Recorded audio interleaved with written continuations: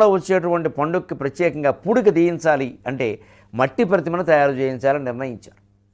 ప్రతి ఊళ్ళో ఎంత చిన్న ఊరైనా ఒక 300 గడప ఉంటుంది, 300 ఇళ్ళు.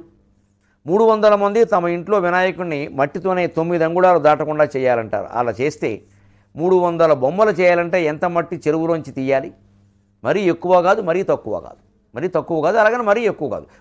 మొత్తం మట్టి అంతా లాగేసే విధానం ఉండదు.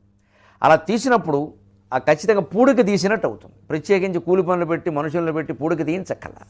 ఇలా తీసినట్టు సహజంగా దేవుడి పేరు మీద పూడిక తీసినట్టే. అప్పుడు వానల వల్ల అదనంగా కురిసినటువంటి జలం అంతా ఆ చెరువులో ఇంకుతుంది. 9 రోజులు కూడా ఇంకుతుంది. అందుకే తిరిగి నిమజ్జనం 9వ రోజుని, ఏదైనా ఇబ్బంది వస్తే 11వ రోజున అన్న ఉద్దేశం. ఈ తీసిన మట్టి వెంటనే నిమజ్జనం చేస్తే మళ్ళీ సరిగ్గా ఇంకకపోవచ్చు. అందుకని ఒక 9 రోజులు ఎడం ఉంటే చక్కగా ఇంకుతుంది. అప్పుడు ఇంకుడు గుంటలని వేళ తవ్వుకుంటున్నాం మనం. ప్రతి చెరువు ఇంకుడు గుంటగానే భారీ చేయడం, ఆ మట్టితోనే చేయాలి. అందరూ కలిసి ఎక్కడో వేరే దేశాల నుంచి వేరే ఊళ్ళ నుంచి మట్టి తేకూడదు. రెండోది 9 అంగుళాల మించి బొమ్మ చేయకూడదు. ఎందుకంటే ఇలా మనం 10 అడుగులు, 20 అడుగులు, 30 అడుగులను మొదలు పెడితే మట్టితో చేసినప్పటికీ రకరకాల చెరువుల్లో ఉండే మట్టి అంతా లాగేస్తే ప్రమాదం, అది అతైపోతుంది. కాకూడదనే 9 అంగుళాలు పెట్టారు. పూడికి తీయాలనే మట్టి బొమ్మ పెట్టారు. మళ్ళీ దీనికి నిమజ్జన ప్రక్రియ కూడా చూడండి. మీరు 9 రోజుల తర్వాత నిమజ్జనం చేస్తే ఈ 9 రోజుల్లో నీళ్లు బాగా ఇంకుతాయి. తర్వాత మళ్ళీ ఆ నిమజ్జనం అంటే ఆ చెరువు మట్టిని ఆ చెరువుకి ఇచ్చేసాం మనం. అందుకే నిమజ్జనం చేసేటప్పుడు ఎట్టి పరిస్థితుల్లోనూ పూజా ద్రవ్యాలు నిమజ్జనం చేయకూడదు.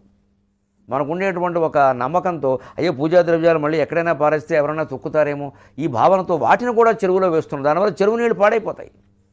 చెరువులో సహజంగా వచ్చే తామరపూలు రావడం వేరు.